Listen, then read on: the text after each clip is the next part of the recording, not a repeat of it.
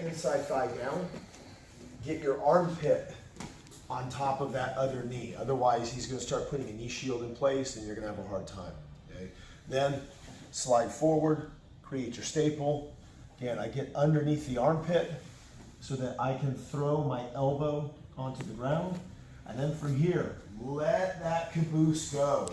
I don't care what I land on. Okay? This is what I'm after. I literally do not care what I land on as far as his arm, what's his arm position through here. Literally don't know, don't care. Grab his leg, hook it with yours. Now from here, don't reach for his head too soon, but I am reaching to put my elbow slightly higher so that now when I step to my mount, puts me in a great position to just hook around his head. Yeah, you can hear the groans already. Okay. When it comes to gable grips, there is a right and a wrong. Okay. Thumbs pull, pinkies push. So my hand is around his neck. So I want to pull my hand to me. So that means that thumb needs to be pointed. So that means the other hand goes the opposite. So this is thumb up, and we lock him together here. Okay. Now, as I lay him down, like I'm touching my shoulder to my hands, watch my wrist. See, I'm kind of pushing my hand down, lifting my wrist in the process. He feels it. It's not fun. I'm going to pinch my elbow on top of the shoulder. You see the pinch. He doesn't like that either. Add those two together. Pinch the elbow, raise the wrist, and then drop your chest.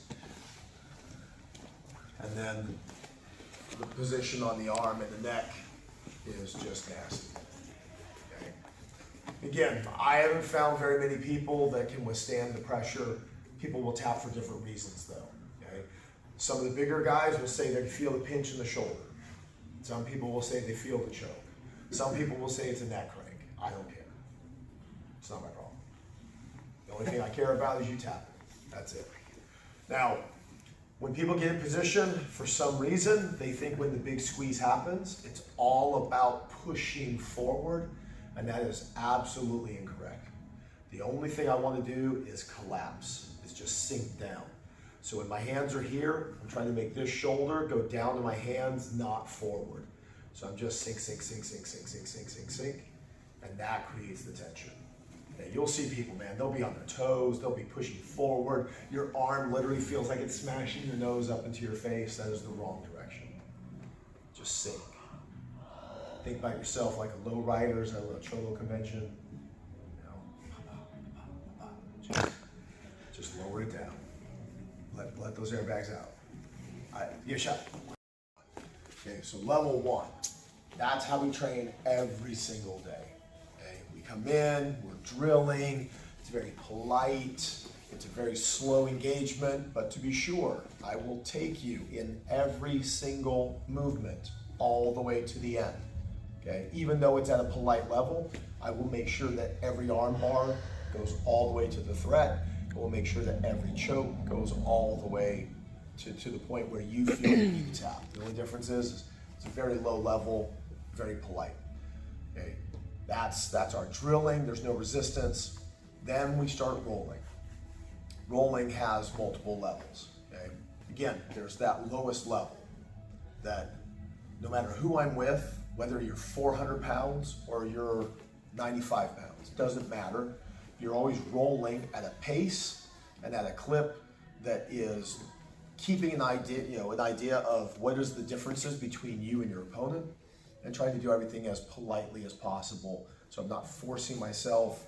I'm trying to stay as fluid as possible, and I'm also using a very limited skill set that is, trying to be as clean as possible. Okay, again, that's an everyday kind of roll. It's an everyday mindset. When we roll like that, we can legit do it every single day. We could do it for the entire class session. You'll be physically sore, but you won't be hurt or injured. Okay? Then we get into the competition mindset. That's like level 3. Competition mindset. Okay? The energy goes up dramatically. We're pushing at a much higher clip. We're going at a much higher level. Okay? And also at the same time, the politeness is disappearing. It's now more what my instructor called an insistence.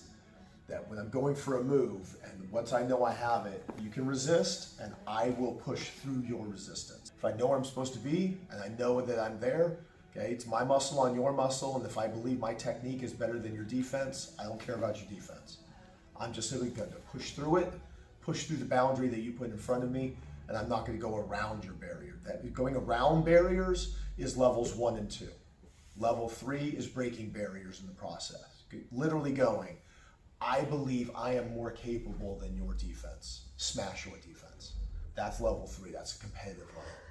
Level 4 is the parking lot. Parking lot is, again, that's not competition anymore. That's a fight.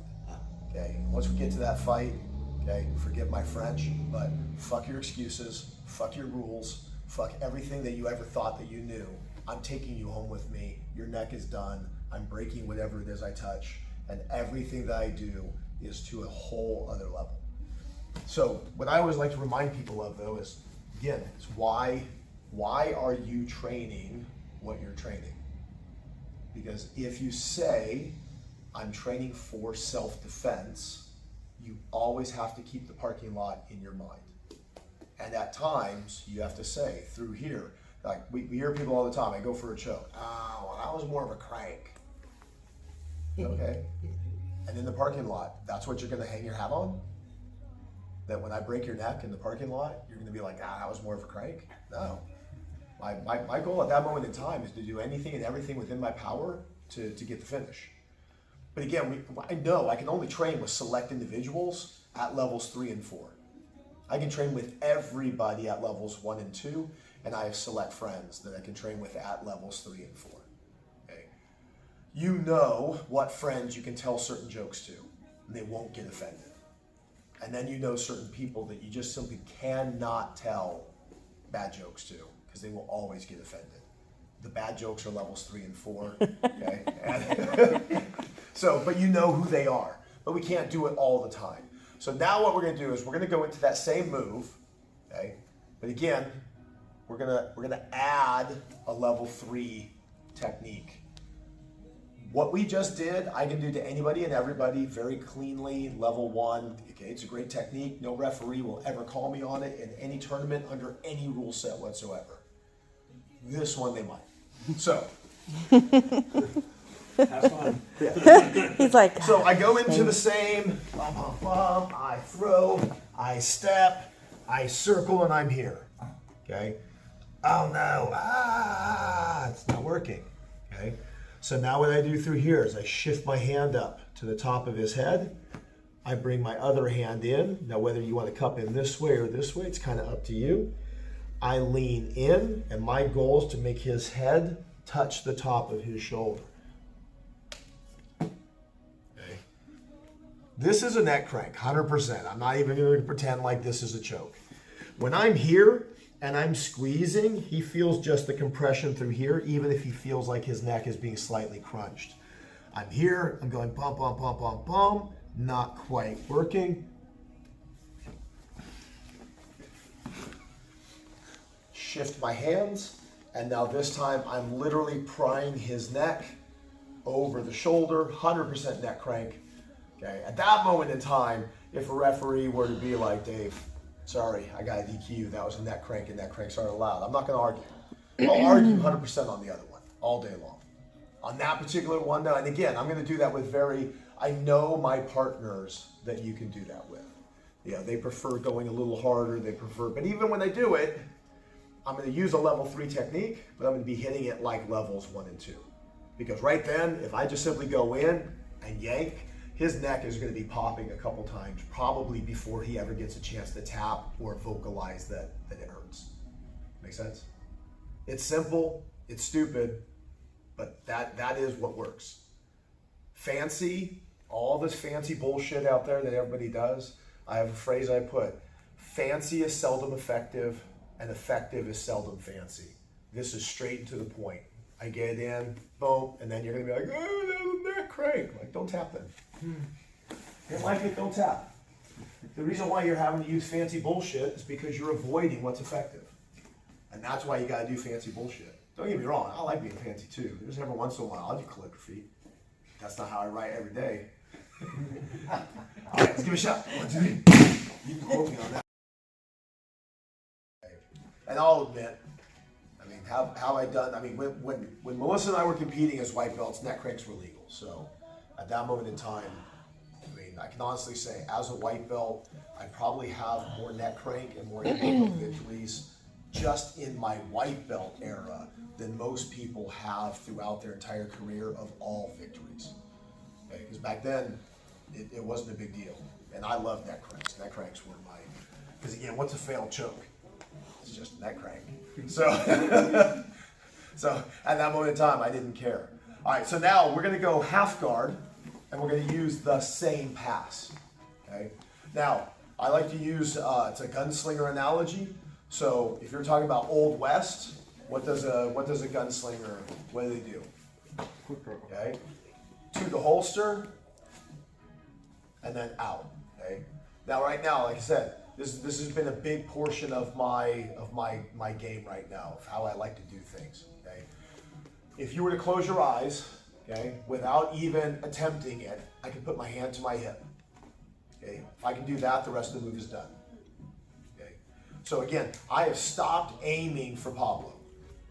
All I've done right now is I've started aiming for myself to speed up my whole engagement. So I'm gonna go half guard. Okay. Now, oh, look, son of a bitch. He put a knee shield in play. What are the rules of frames? If I'm on the front of his knee, who's in charge? Who controls distance? He does. If I'm on top of his knee, who controls the distance? Then that's me. Okay. So I need this gone, and then I need my body in the way to ensure that it can't come back. My favorite through here is that my hand is on his hip and my armpit and my lat is controlling, okay? Now from here, we're gonna do it the same way, okay? Now, I'm gonna shoot my arm in, I'm gonna put my elbow towards the ground, my lat is pushing into him. This is our crash, this is our avalanche. But you notice my leg is stuck. So when I throw my hips, it's my shoulder that's going heavier into him. And then from here, pick your knee up and make it go all the way up to the ceiling. But you notice through here, I am leaning on Pablo's chest and pinning him to the ground, okay? I'm not here. Look how much freedom he has in his arm now, okay? This is what I don't want, okay? This is what I want. Bring your elbows down.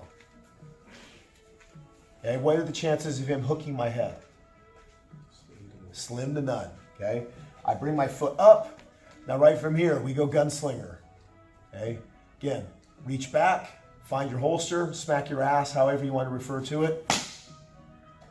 Now all I do from here is draw my gun.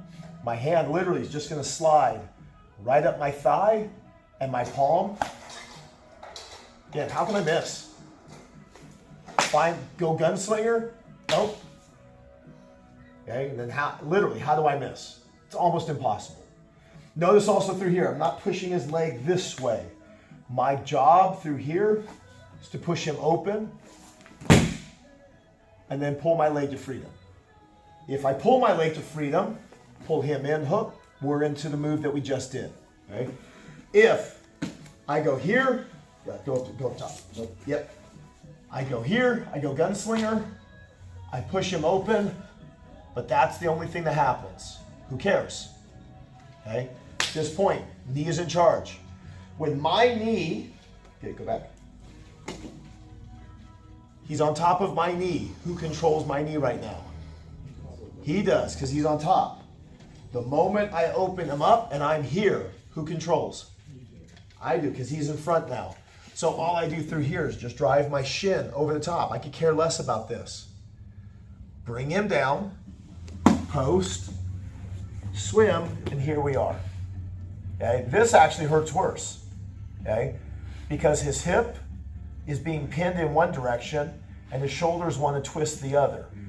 Now from here, we have everything that's still set up, but based on the tension, he'll want to let go. Because again, it's this dual twist going on in his upper body.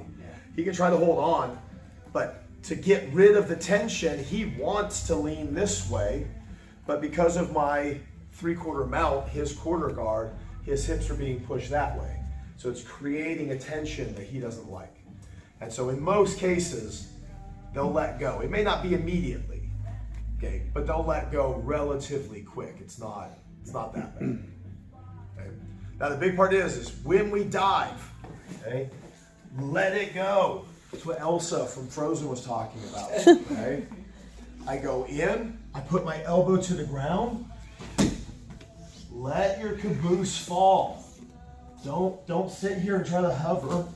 Let it fall. Now in this case, I'm going to be like this because he's still going to be trying to hold on to my leg. Reach back, gunslinger style. Connect, push, step. Remember, when I was making my dive pass, I was going to do this anyway. Or I go here, up, oh no, my ankle is stuck. And then just push forward. Okay? The one part I'm not going to do though is I'm not going to sit there and yank on my ankle more than once to try to figure it out. I pull, my leg either comes free or it doesn't. If it comes free, it's a back step. If it doesn't come free, I push forward. Okay? Makes it a very fast response, very fast reaction, and then we go into exactly the same technique we just did. Swim the head. Once you swim over the head, choke is engaged, neck cranks are possible, everything's available. All right, let's give it a shot. Still up, and we haven't actually gotten an entanglement yet. So if I come in and I get into my half guard, so it's a little bit more common for people to be like this, okay? Again, this is not half, get rid of it, okay? I am decisively the one who's got more charge than he does. Right now, I'm on top sandwiching him to the floor. This is why I have the advantage, okay? Who's controlling me? He's holding on, but there's nothing behind me. So right now, he's controlled by the floor and me. He's only up on top. So again, we get the underhook on this arm. We control the head, kind of similar to the way we do side control. But now what I'm going to do through here is, in this position, I'm going to release his head, and I'm going to put my elbow on the other side. Now right here, people will be, oh, well, couldn't he do a head, arm, and choke? Okay, he can try. I mean, he can put a pretty good squeeze into me. But what do we talk about as far as his neck? Okay, his neck is one of the weakest pieces he's got right now. So go ahead and start to put a squeeze on. Put a squeeze on. Put a squeeze on. Okay, my elbow is going to be able to put way more pressure into his neck than he can put into mine from here. So although, yes, it looks like he can make a connection, it's never going to be a very good one. Okay, so I'll put my arm over the top. If I'm lucky enough, okay, frame up. If I'm lucky enough, I get all the way to here. I'm okay with either one though. Okay, so again, go back. Grab my head. Oh no! I put my arm over the top. I push my chest into his, and then I make my dive. Still weighted on the elbow, but notice though, I don't have any control over this arm. Now again, from here, people all the time, they're like, oh, but couldn't he just oopa over? Yeah, he could, okay? But in order to do it, he has to let go of this leg. This leg does not get to put pressure into the ground with him still holding on to my leg. Physically impossible. So this becomes his dilemma. Sit here and watch me do my work just like before, gunslinger, blah, blah, blah, quarter guard, back step, or roll the dice and see if he can make it. Now he's holding on to my head, so this is what's going to make him think it is possible. Even if he latches onto his arms and everything else, through here, he's going to try to control me. Legs are going to be down. He's going to make that hard bridge. Oh no! Oh no! Okay?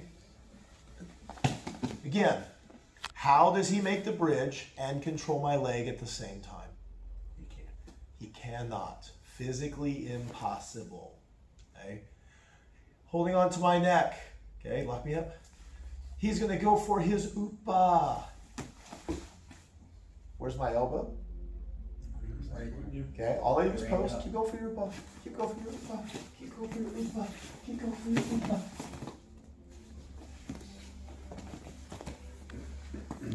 moment I feel him and he opens, there's nothing holding me anymore. So the first thing I do is my leg that was trapped by his, I elevate my knee. Then he's gonna start trying to bridge into me. If he doesn't bridge in, I push. I go, I'll land on top, quarter guard, full mount. When he bridges into me, don't fight it. Take your elbow and move it to the other side of his head. Create a base. And that's why I deliberately stayed there with my foot up in the air and let him push into me. He's pushing, he's pushing, he's pushing. He doesn't really have the base he thought he had. It's all an illusion. It feels real. And you will land it on some people and you'll be like, oh man, Dave's an idiot. See, this works. Okay? I'm telling you, you didn't get it because the other person,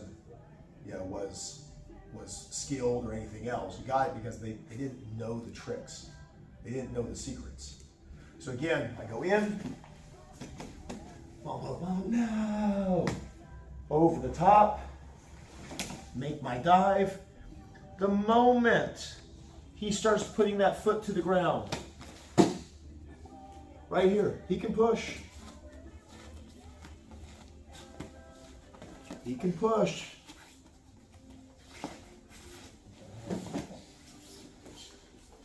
You can see the